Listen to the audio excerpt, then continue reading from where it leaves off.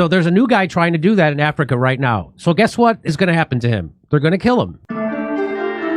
So the real reason why they killed Gaddafi is he wanted to have a currency for Africa, and he wanted Africa to unite against the exploitations of the Western world. So they had to kill him. So there's a new guy trying to do that in Africa right now. So guess what is going to happen to him? They're going to kill him. I know. I love this guy too. I think it's great he's doing that. But So Burkina Faso President Ibrahim Traore, is that how you say it, announces a bold plan to unite the African continent under one system.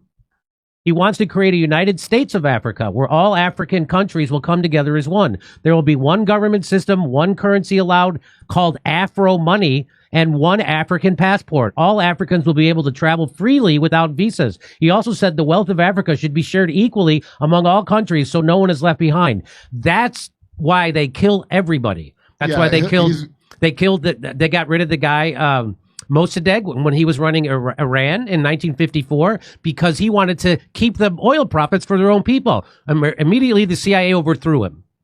Do you know that the Shah got thrown because the trilaterals wanted to put in the Ayatollah because the Shah minorly wasn't doing what they wanted? Yes. So that dictator wasn't even good enough for the other one they put in the Ayatollah. And so the same thing. The reason why they killed Gaddafi. Under Gaddafi, Libya had the highest standard of living in all of Africa. What sealed Gaddafi's fate was his plan to create a pan-African gold-based currency to release the continent from the shackles of the petrodollar. This couldn't be tolerated by the West. The rest is history. That's why they killed him. Well, I remember we've covered that on this show many times. We've told you, and that's another truth that I don't think Jon Stewart will ever tell you either.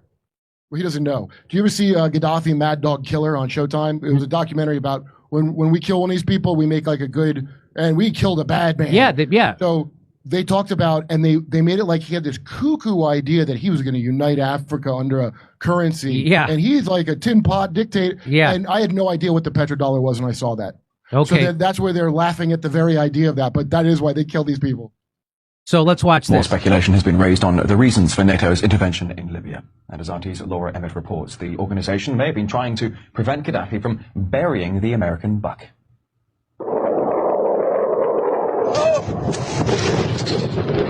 According to some, it's about protecting civilians. We must not tolerate this regime using military force against its own people. Others say it's about oil. The only reason they're interested with Libya is about the oil. You'd think we'd be in Iraq if the major export there was broccoli. But some are convinced intervention in Libya is all about currency, specifically Gaddafi's plan to introduce the gold dinar, a single African currency made from gold, a true sharing of the wealth. It's one of these things that you have to plan almost in secret, because as soon as you say you're going to change over from the dollar to something else, you're going to be targeted. There were two conferences on this, one in 1996 and another one in the year 2000, called the World Mataba Conference, organized by Gaddafi. And everybody was interested. I think most countries in Africa were keen. Gaddafi didn't give up. In the months leading up to the military intervention, he called on African and Muslim nations to join together to create this new currency that would rival the dollar and euro. They would sell oil and other resources around the world only for gold dinars. It's an idea that would shift the economic balance of the world. Countries' wealth would depend on how much gold they have, not how many dollars they trade. And Libya has 144 tons of gold. The UK has double that, but 10 times the population. If Gaddafi had an intent to try to reprice his oil or whatever else the country was selling in the global markets and accept something else as a currency, or maybe launch a gold dinar currency, any move such as that would certainly not be welcomed by the power elite today who are responsible for controlling the world's central banks. So yes, that would certainly be something that would cause his immediate dismissal and the need for other reasons to be brought forth for removing him from power. So that's why so if you haven't watched this show before and the segments we've done on why they killed Libya or Gaddafi and overthrew Libya, that's why he was going to create a dinar, a dollar for all of Africa that would compete with the euro and the American dollar. And they can't have that. That's exactly what because that's how we control Africa, because we have the U.S. reserve currency as the reserve currency of the world. And that's why we can put sanctions on countries and things like that. And that's why there's BRICS now. And that's what he was way ahead of it, Gaddafi, trying to get off the U.S. dollar. And they stopped it, and they did it by killing him. And of course, they told everybody he was a bad person, even though his country was doing the best of any country in Africa. They had the highest standard of living. Everybody had education. Everybody had a house. Everybody had health care. Everybody had housing. Everybody had everything. And then we had to overthrow it. And now we turned it into a failed state run by terrorists, because that's better. Burkina Faso, they got destabilized because of what we did. That's why the Burkina Faso guy is sick of us in France. That destabilized all the countries around it. That's how that guy got in there. You know that, right? No. Yeah, Burkina Faso is one of the directly affected nations by overthrowing Gaddafi that way. They're sick of that shit. Just as our strength lies in unified policy and action for progress and development, so the strength of the imperialists lies in our disunity. We in Africa can only meet them effectively by presenting a unified front and a continental purpose. So that's what they don't want. That's what the West, the WEF, NATO, the United States, that's what they don't want. They don't want people just like they don't want us coming together in the United States. They don't want the countries of Africa coming together. They need to keep them fighting amongst each other so they can control them. Like mafia. It's like just the most mafia thing I've ever heard. On this day in 1966, the U.S. and Britain colluded in a coup that deposed Kwame Nkrumah, the first leader of independent Ghana and co-founder of a non-aligned movement, because they considered his pan-Africanist politics to be a threat to Western interests in the region. They've been doing this since forever. This isn't new. The day will come when history will speak, but it will not be the history which will be taught in Brussels, Paris, Washington, or the United Nations. Africa will write its own history, and in both North and South, it will be the history of glory and dignity. So that was Patrice Lumumba. He didn't last long after that. No, after committing one of the most brutal genocides in history, Belgium partnered with the CIA to assassinate Congo's first leader, Patrice Lumumba, a brilliant Pan-Africanist who sought to unite Africa against neocolonialism. They then dissolved his body in sulfuric acid. So that's what the West does in Africa.